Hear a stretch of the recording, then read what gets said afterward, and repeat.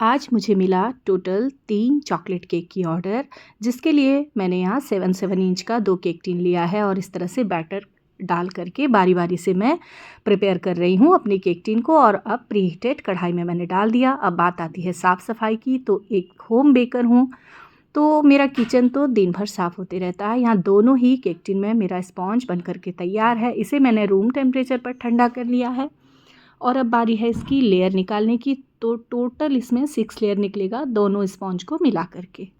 एक वीडियो मैं already upload कर चुकी हूँ जो बुक थीम पर आधारित था, वो भी चॉकलेट केक था।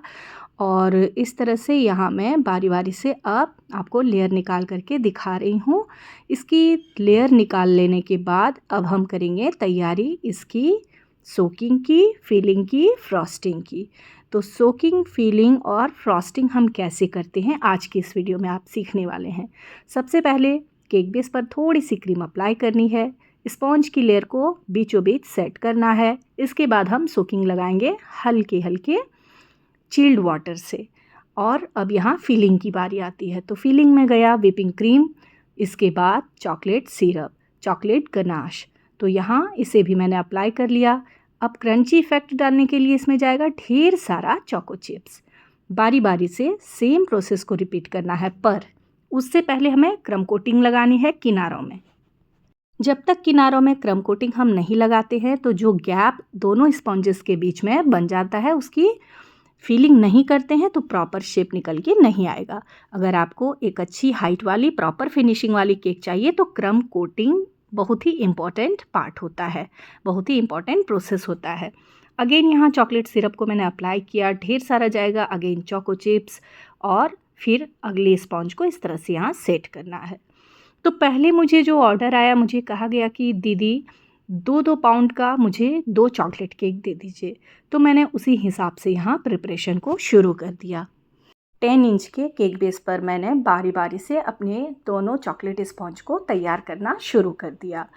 पर कुछ ही देर बाद जब मैंने दोनों चॉकलेट स्पॉन्ज को क्रम कोटिंग करके फ्रीज होने रखा था, ठंडा होने के लिए रख दिया, तो मुझे मैसेज आया कि दीदी आप एक काम कीजिए, मुझे एक ही केक दे दीजिए 2 केजी का। यानी जो 1 केजी का 2 अलग अलग केक तैयार हो रहा था, अब वो एक ही केक रहेगा और 2 केजी का रहेगा।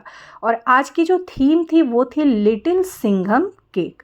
बच्चों को कार्टून देखना बहुत अच्छा लगता है, बहुत पसंद होता है।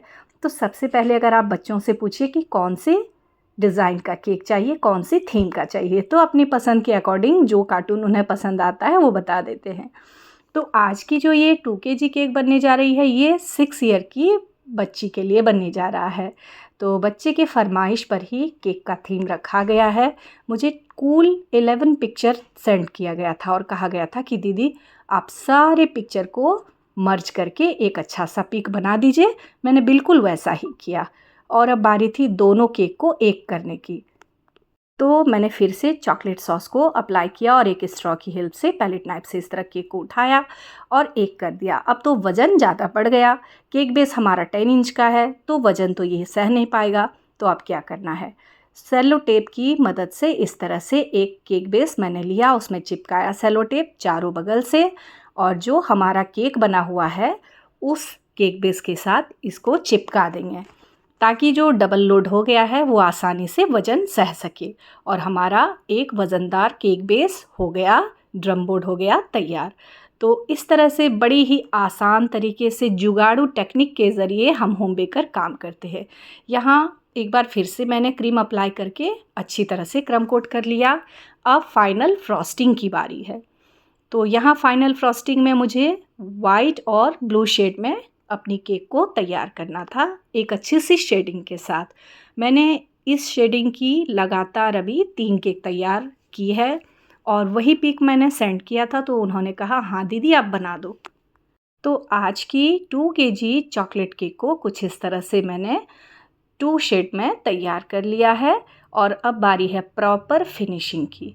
तो प्रॉपर फिनिशिंग के लिए जहाँ कहीं कम बेसी लग रहा था मुझे क्रीम, फिर से मैंने अप्लाई किया। प्लेन स्क्रैपर से इस तरह से मिला लेना है इक्वली, और जो एक्स्ट्रा क्रीम है पैलेट नाइफ से इस तरह काट करके निकाल लेना है। तो बड़ी हल्की हाथों से ये वाला काम करना है ताकि प्रॉपर फिनिशिंग के साथ हमारी केक तैयार हो जाए। केक बेस के ऊपर मैंने ब्लू शेड की क्रीम को अप्लाई किया। अब छोटे बड़े साइज़ के एडिबल पर्ल का मैंने यहाँ यूज़ किया। तो बेहद ही खूबसूरत और इजी केक डेकोरेशन है। यहाँ कुछ नॉन एडिबल फॉक्स बॉल का मैंने यूज़ किया। और अब बारी है जो लिटिल सिंघम का मैंने प्रिंट आउट निकाल के रखा है उसे केक के ऊपर अप्लाई करने का। तो मेरी बेटी ने कट करके रख दिया था तो मेरा काम हो गया आसान। अब बारी थी वज़न की, तो बीच बीच में हम होम बेकर को वज़न करके देखना पड़ता है कि केक हमारा प्रॉपर तरीके से तैयार हुआ कि नहीं। यहाँ इस तरह से मैंने प्रिंट जो निकाला था उसे अप्लाई कर दिया और स्मॉल स्टार नोज़ल से एक बॉर्डर डिज़ाइन निकाल दिया। तो इस तरह से बड़ी ही आसान तरीके से आज की 2 kg चॉकलेट केक हमारी हो गई तैयार। इस वीडियो के अंदर मैंने आपको बताया कि केक की लेयर कैसे निकालते हैं, सोकिंग कैसे करते हैं, फिलिंग में क्या चीज़ें जाती है और इसकी क्रम कोटिंग करना कितना ज़रूरी है और फाइनल फ्रॉस्टिंग में किन बातों का ध्यान रखना चाहिए। तो दोस्तों आज की ये वीडियो कहीं से भी पसंद आई हो तो अर्चना ड्रीम पफ जो मेरा फेसबुक पेज है उसे फॉलो करें, YT channel dream puff home baker को सब्सक्राइब करें। मिलती हूँ नेक्स्ट वीडियो में। हर हर महादेव।